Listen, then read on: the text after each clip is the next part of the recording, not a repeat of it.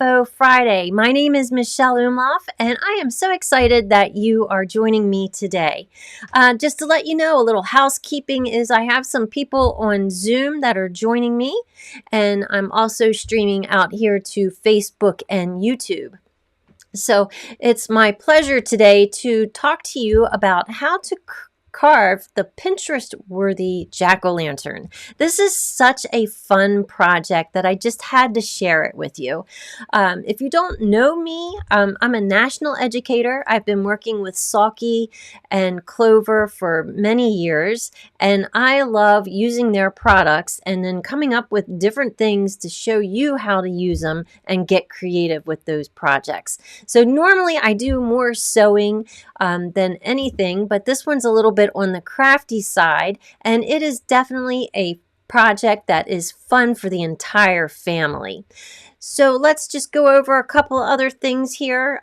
We know what today is, right? We're all here. So here's the schedule that's coming up. I can't believe we've done almost all of these dates. I think I had to miss one of these dates for some reason, but we do have another UFO Friday coming up at the end of the month on Halloween, and then in November and December. So be sure to mark your calendar, and we will have a great time. It's always fun to end our week with UFO Friday. So if you're like, I noticed like when I meet with everybody back in Zoom, we're kind of like at first, we just have the weight of the week on our shoulders. And then by the time we're finished with UFO Friday, we're all smiling and having a good time.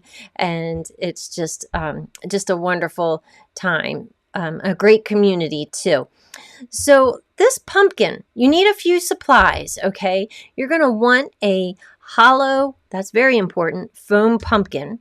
And then we're going to use a stabilizer. It has a couple different names, but I usually call it stick and stitch. We're also going to use a Clover mini iron, and I'll talk to you about that later when we get to that. You'll be using your inkjet printer, crafting scissors, a dampened sponge. You'll need a design and a battery-operated candle. Okay, so the stabilizer, let's talk about that. I am probably like one of the most stabilizer experts that you'll ever meet. I teach a class frequently with the Original Sewing and Quilt Expo. I've had people come to me and say that class you taught was amazing, and we learn about all the different types of stabilizers, and I have you create an actual notebook, and I think that's going to be coming to online class here soon in the future. So anyway, this stick and stitch stabilizer, the three that you see here, they're all the same thing. They're just packaged a little differently. And what this is it is a wash away stabilizer. Okay, and it has a back side to it that is self-adhesive. So it's something that washes away, but you can stick it in place. And a lot of people like using this for hand embroidery purposes. In fact, that is why stick and stitch came about. As you can see in the picture there, that is a, on the packaging is a hand embroidery where you can print a design onto the stick and stitch and place it right on top of the item that you wish to hand embroider. So we're going to be doing something a little similar to that with our pumpkin. So you'll need a design, and I've found this company called zombiepumpkins.com. They have amazing designs for carving your pumpkin. And actually, the story behind this is that Ryan owns the company, and he came to Salke and was like, hey, you know, I use this product to carve my pumpkins. And, you know, that conversation went from there, and that's how Stick and Carve came about. But Ryan was also carving melons, like pumpkins and cantaloupes and things like that.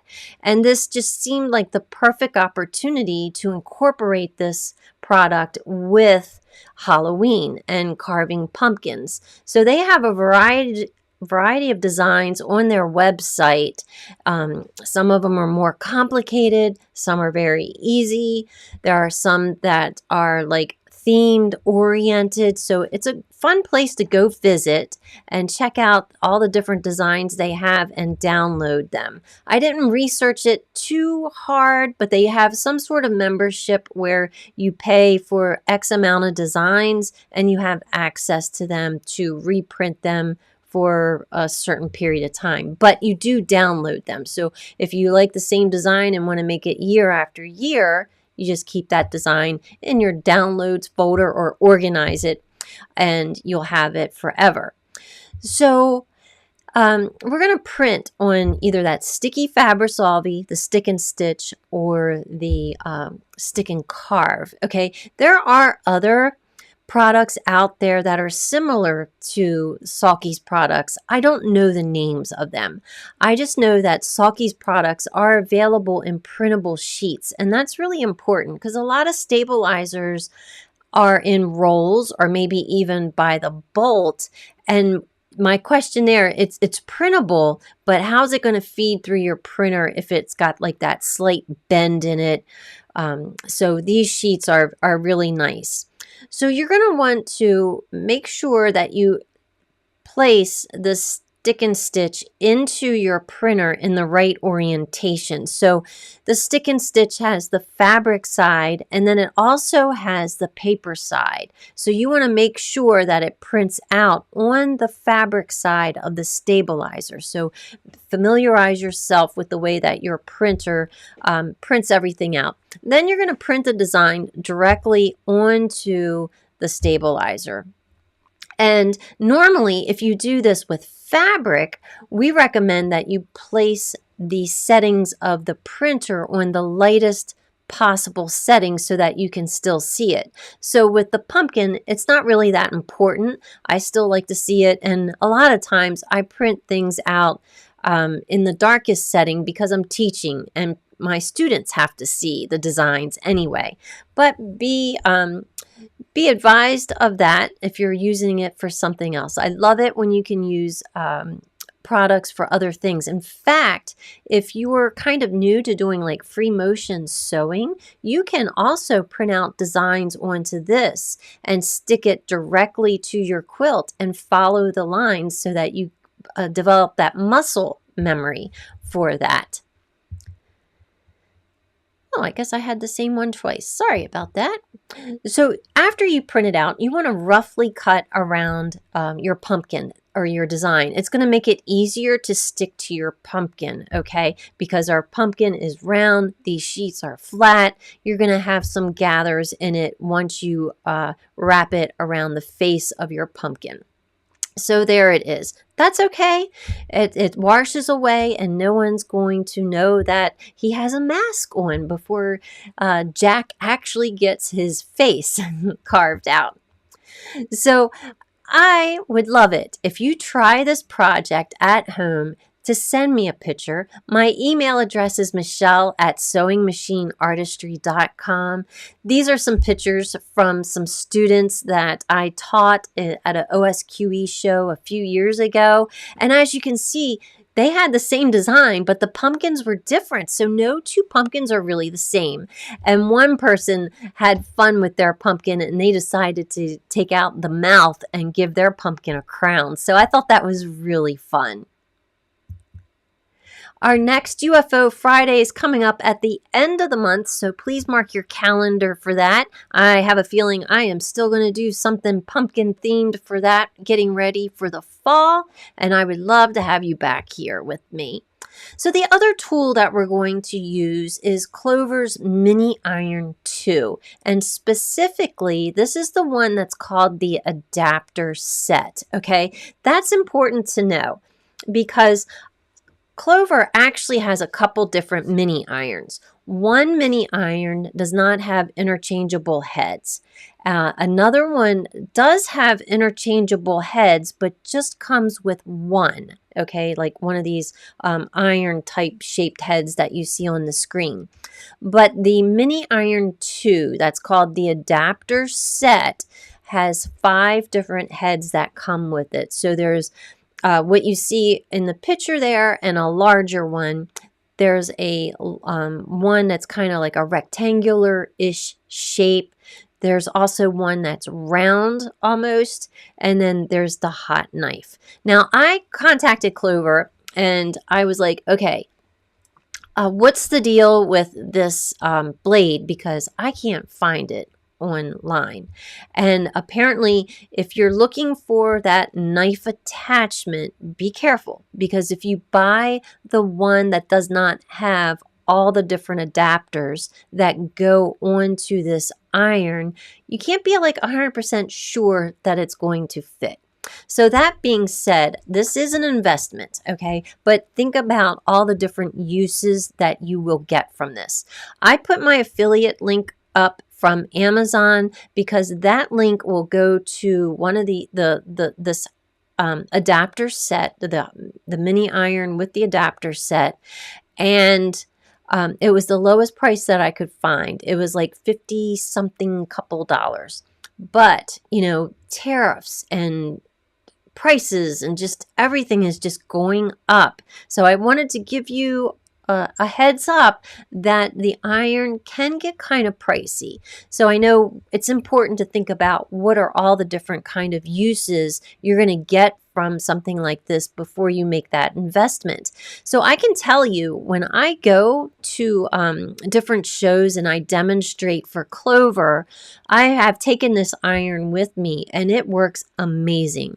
I love the fact that it has that smaller head, and when I'm working in places like that, I usually have just a very limited amount of space, and that really does get hot, and it'll press my seams or do any kind of ironing that I need to do while I'm on the go like that. So if you like to go to retreats and things like that, and you need a good iron, this will definitely be something worth investing in. So I just wanted to give you a heads up about the mini iron. So I want you to know that it comes with the adapter set, and that is where you're going to get the hot knife.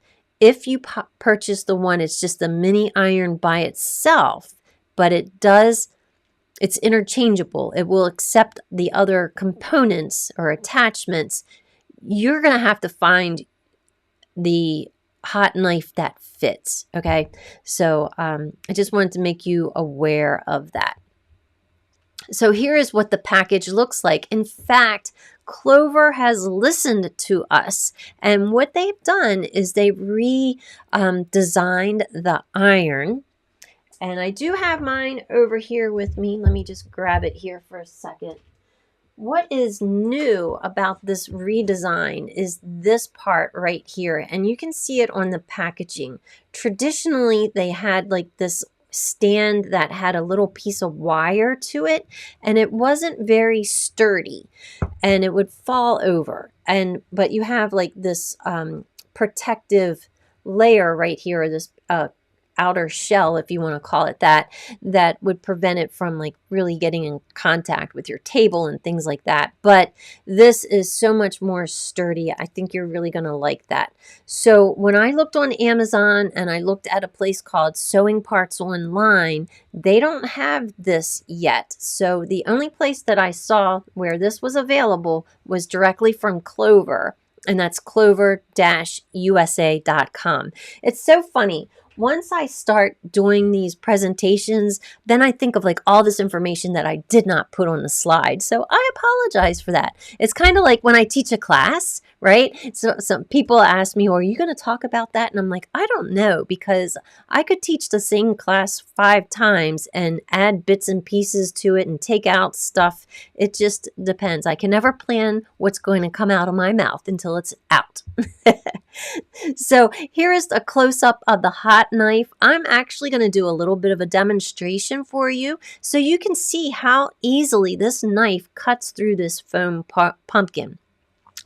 So let's go to the next slide and see, you can cut out different sections of the foam to make it a little easier to take this apart. And the next slide, there is Jack. Jack has a face. Isn't that super cool? It's really that easy. And then we'll take our damp sponge and we're going to wipe away that excess stabilizer until it's all gone. It really does not get any easier than that.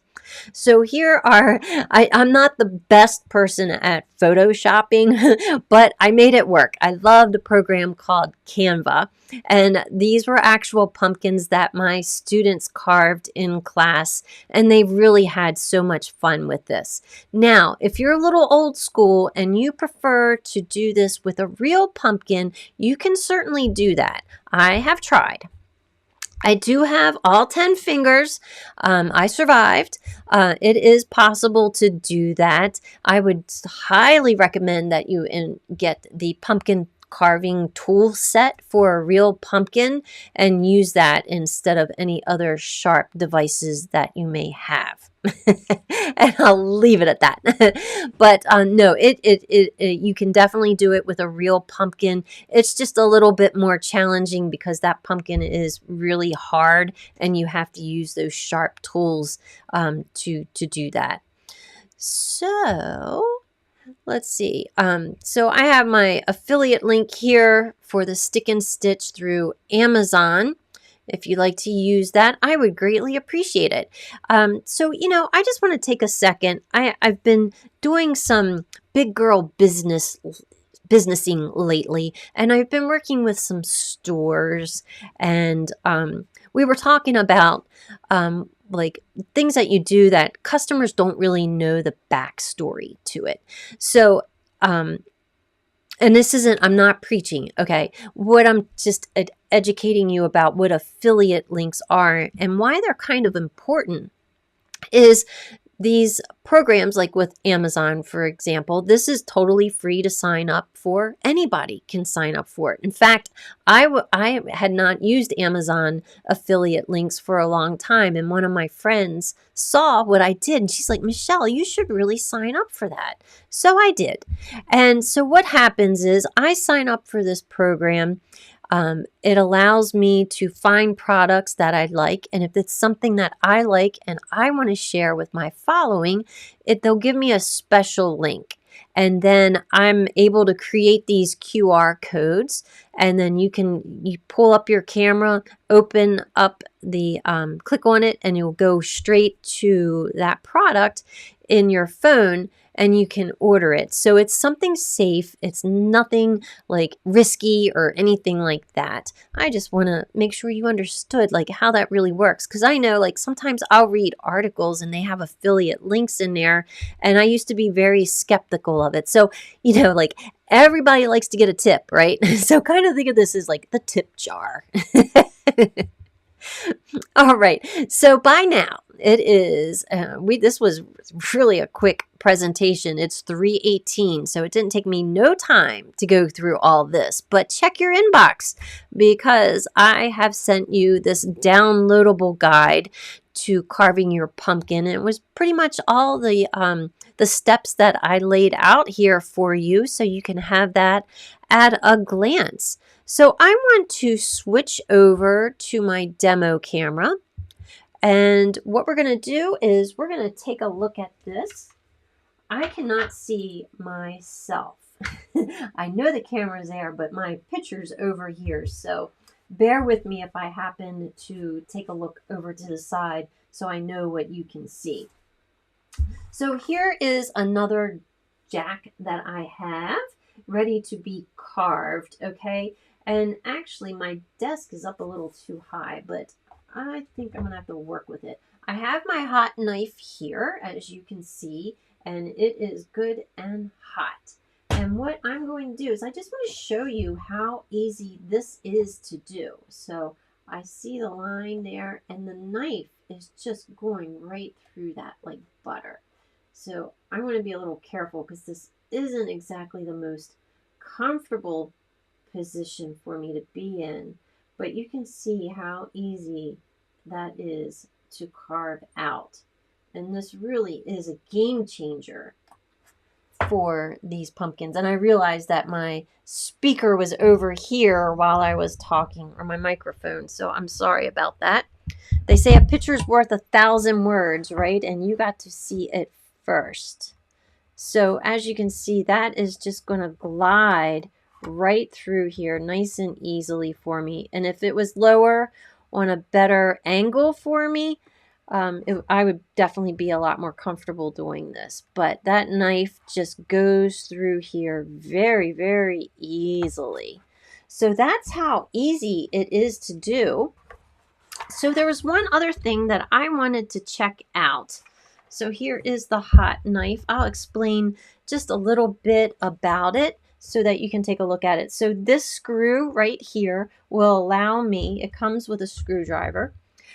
When this is cool, so I should not have to say that, but this gets extremely hot, and I do know from experience. Hold on for just a second. Yes, ma'am.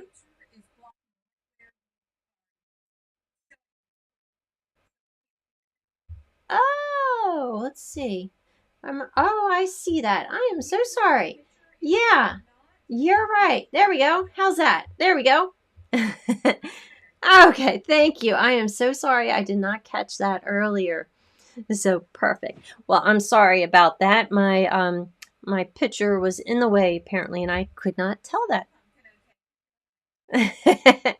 So this screwdriver comes with the hot mini iron, and you can loosen this screw, and there are 4 other attachments that go on here. Unfortunately, I did not bring them over with me today, but it's there.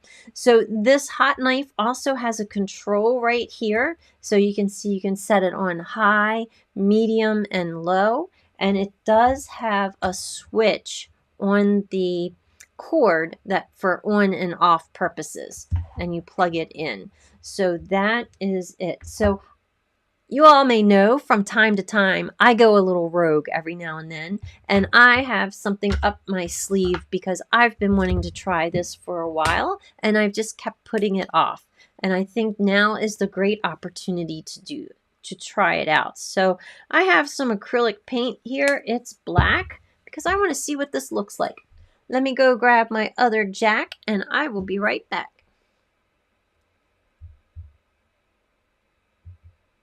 All right, I'm going to go grab Jack back here. This one is battery operated, and my mom gave that to me years ago, and I just loved it so much. And now I figured out how to do it. This one does have the LED battery in it. Some of them glow or they'll flicker so that it looks more realistic.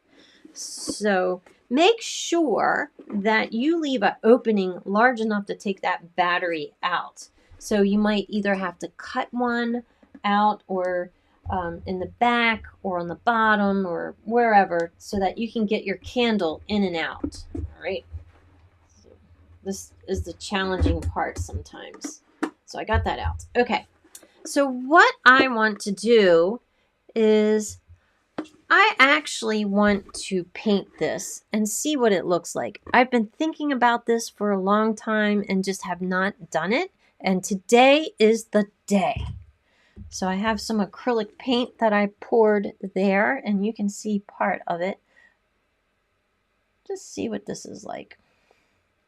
I have no idea what it's going to finish up like, and you'll have to stay tuned because I'll have to post a picture of it. I'm not going to bore you with watching me paint this whole thing because I can't do 2 things at once. That is very hard for me. But I think that's going to look kind of cool. I like it. So he's going to have a dark inside for his lips. I thought about doing the inside as well. So we'll see if I actually do that. It's going to be a little difficult. All right, so I'm moving myself back over here so I am facing forward again. And there was something else I wanted to tell you about this. I don't know. I think that's going to look really cute with it being a little darker, little contrast there. But I'm excited to see what that's going to finish like.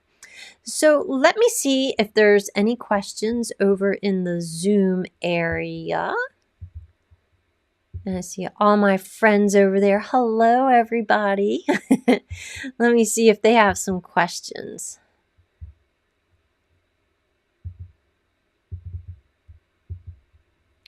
There we go.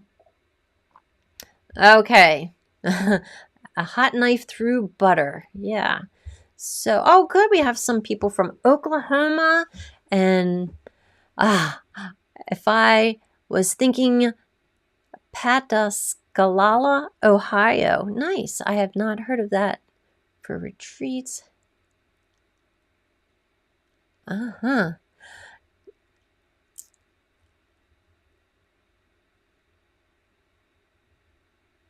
All right. So, and then someone else said that they liked the paint. So good. Let's see. Let me jump back over here and see if I can see any comments out on the other side of the world. Oh no. All right. Well, thank you everybody for joining UFO Friday. It's time for me to end this educational portion and go hang out with my friends in Zoom. So don't forget, or at the end of the month, October 31st at 3 p.m., we'll be right back here with another UFO Friday.